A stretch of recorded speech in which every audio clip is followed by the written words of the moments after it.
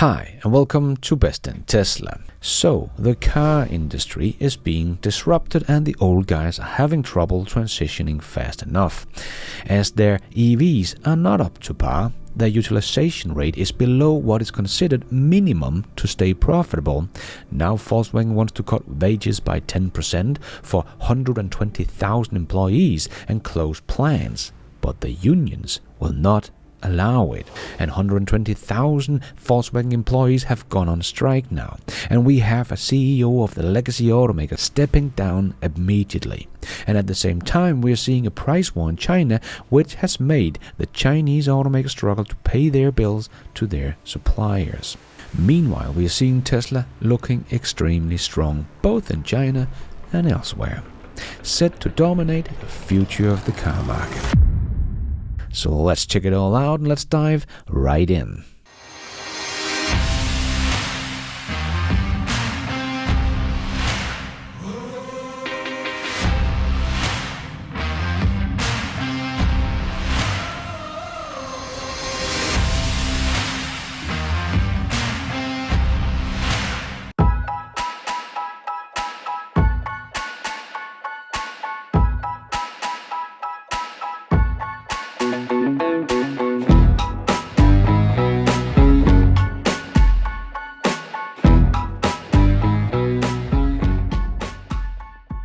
Let's start with the never-ending trouble Volkswagen is in. Seems like every week I report on something new.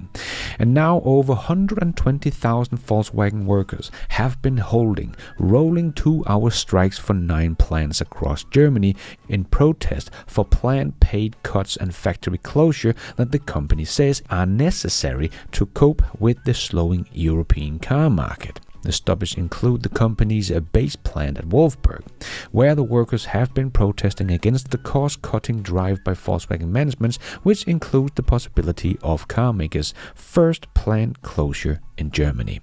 And since the discussion between the company and the unions failed to reach an agreement, the workers have now gone on strike. So Volkswagen is planning to close at least 3 plants, slash thousands of jobs, and cut pay by 10%.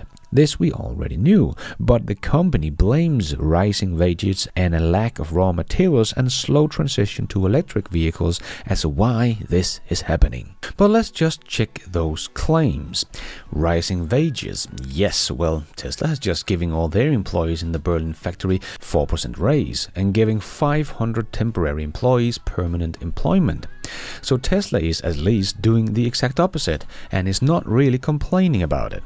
The lack of raw materials and slow transition to electric vehicles, well, we don't really hear Tesla complain about the lack of material, and the best-selling car in the world is electric. So yes, your EVs are not selling as well as you hoped, and Germany cut incentive last year, so that gives you some trouble. But that does not mean there, in general, is a demand problem for EVs. But yes, you will have trouble selling your EVs when you price them too high here in Europe for what you get, and no one in China really wants a Volkswagen electric car, as they are simply just not up to par. So you might not have been completely in control of your supply chain for raw materials and are making a subpar EV at higher price and trying to cut cost, as your company is running with about 40% overcapacity in Europe. But to me, this sounds more like you are not running your business very well and have pushed out projects that might have been able to put you back in the EV race, like the Trinity platform that Herbert Diess was pushing for, but then he got pushed out. The average factory utilization for light vehicles in Europe dropped to 60% in 2023 compared to 70% in 2019. A utility rate of around 70% is considered a minimum for profitability, with 80 to 90% seen as a cost-effective. This suggests significant underutilization in Volkswagen's European plants. So you were already not running as efficiently as you should all the way back in 2019 and held 2 meetings trying to figure out how to catch Tesla in both 2020 and 2021. And here 4 years later, nothing has happened and haven't really taken any step to cut the cost other than talk about how to do it in 4 years. And now the problem has grown even bigger. But Herbert did warn about this when he said if you didn't move fast enough over to EVs, they should expect about 30,000 job cuts. But the board wouldn't hear about it. And here we are. And speaking of CEOs getting fired, we knew that Stellantis CEO would not get his contract extended, but now he is stepping down early. Stellantis chief executive Carlos Caveras resigned immediately, 2 months after a profit warning from the company that shaved off 40% of the carmaker's value. Ouch. So they are also in very big trouble. It is not only Volkswagen, but Volkswagen says it needs a 10% pay cut for 120,000 workers and cannot avoid shedding factory capacity that it no longer needs. Yes, they should have been cutting excess fat through the years, but have not, so now the cut is going to be even deeper and bigger. And Thorsten Gröger, the regional leader of the IG Metals Institutional Union in Lower Saxony, where Volkswagen has its headquarters, said that the company would not be able to overlook the walkouts. If necessary, this will be one of the toughest conflicts Volkswagen has ever seen, he said. So Volkswagen don't really have a chance here. They have to get their utilization rate back on track, and they can't really do that without cutting its capacity. But the unions won't allow that. So this could end in a really bad bloodbath for Volkswagen, as they are stuck between a rock and a hard place. While their market is shrinking rapidly in China as well, their biggest profits maker, which is putting even more pressure on the legacy automaker. Because the price war in China is not really helping them earn more money on their EVs or ICE cars, and the competition in China is not holding back, as we could see this week, as more and more automakers, even Chinese, are taking longer to pay their suppliers. At the same time, they're asking for a 10% discount from their suppliers by next month. BYD Executive Vice President He Shiji sent out an email to suppliers here on November the 26th to request a 10% reduction starting on January the 1st, 2025. Here is his reply from one of the suppliers. Dear Mr. Hichiji, I acknowledge your notification regarding your request for suppliers to further reduce cost by 10% from 2025. However, I must express my strong dissatisfaction and vehement protest. BYD, as a benchmark in the Chinese auto industry, has achieved large-scale expansion through aggressive cost-cutting strategies. Yet your company's practices are not only unethical, but also exploit the hard work and resilience of the Chinese workforce and undermining the viability of domestic suppliers. Your approach of cutthroat pricing and relentless pursuit on suppliers has destabilized the market, leading to a vicious cycle of unethical business practices. This strategy, while initially profitable, puts the industry at risk of collapse due to the unsustainable competition. It's crucial to recognize that BYD's short-term gains are built on the back of a squeezed supplier and compromised business ethics. This approach endangers not just your company, but the entire industry supply chain, ultimately harming the long-term interest of Chinese workers and enterprise. I urge BYD as an industry leader to prioritize long-term development over short-term profits. Instead of exploiting the supply chain, focus on fostering a healthy, sustainable environment for corporations. The growth of the Chinese auto industry should not come at the expense of its workers and suppliers. We hope you will reconsider your strategy, adopting a more socially responsibility and global perspective.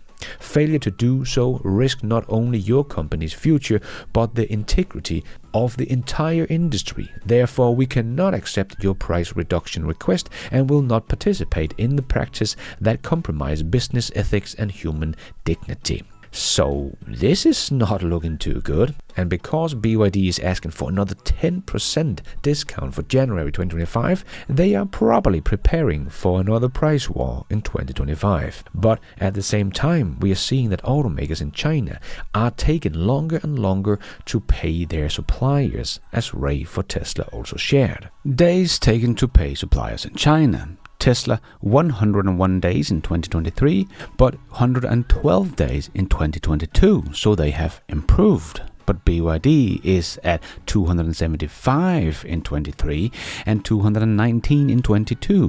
Xpeng 221 and were 179. NIO 295 in 23 and 247 in 22. So this is of course putting even more pressure on the industry, that the prices are being pushed down while the suppliers are being paid later and later. But here Tesla sets another good example to the industry, as Grace Tao, Tesla's global vice president, also said regarding the supply chain. I have checked this data, and in 2024, our payment cycle to supplier chain partner has been further shortened compared to last year, now requiring only about 90 days, and over 95% of partners for the Shanghai Super Factory are sourced from our local suppliers.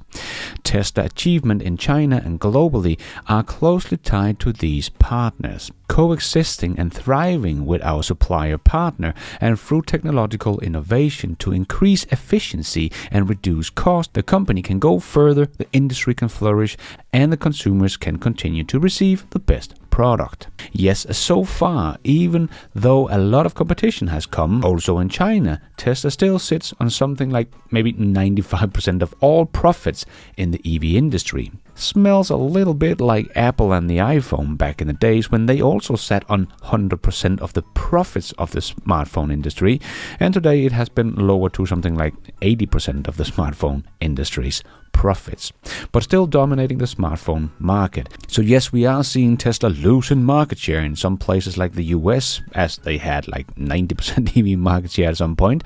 So of course this is not sustainable, but even though they are down to about 50% market share, which is still insane, they are without a doubt sitting on a 100% of the profits in the US market.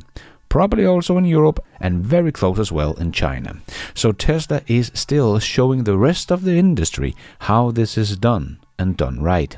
The others are trying everything they can, but the legacy automakers are struggling with the cost and dropping in sales, and even the Chinese are feeling the pressure from the price war. Tesla truly is looking extremely strong when we consider all that is going on, and people have been screaming about the competition that was supposed to be coming for Tesla for about a decade now, and we are still waiting, as Tesla basically sits with 100% of the profits in the EV market. While we see companies like Volkswagen cutting costs, want to fire people, closing plants, and having 120,000 workers on strike, this smells like a smartphone disruption. If we look back in the phone industry before 2007, there was one big king in the phone industry called Nokia. Other huge players were Sony Ericsson, Motorola, Siemens, and BlackBerry. But all those players dominating the market have basically all gone, or become a shadow of the former self. And the new players are called Apple, Samsung, Huawei, Xiaomi. I believe we are seeing the same thing play out in the car industry right now. Big players like Volkswagen, Toyota, Ford, GM are all struggling with their EV's transition. And I think the new players will be called Tesla, BYD, Geely, and SAIC. The trouble the old guys are in is big, as they have a huge costly operation to keep going. An operation that is losing their old business model. At the same time, they are failing in the new car market and are too big and too slow to turn things around in time before Tesla comes in with an even bigger disruption with the autonomous vehicle, that the Chinese will also be able to implement faster than the legacy automakers, making Tesla into a maybe even bigger player in the car industry than Apple is in the phone industry.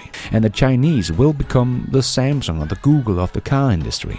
And then we might have some sad version of the legacy automakers being artificially kept alive by the governments because they're just too big to fail.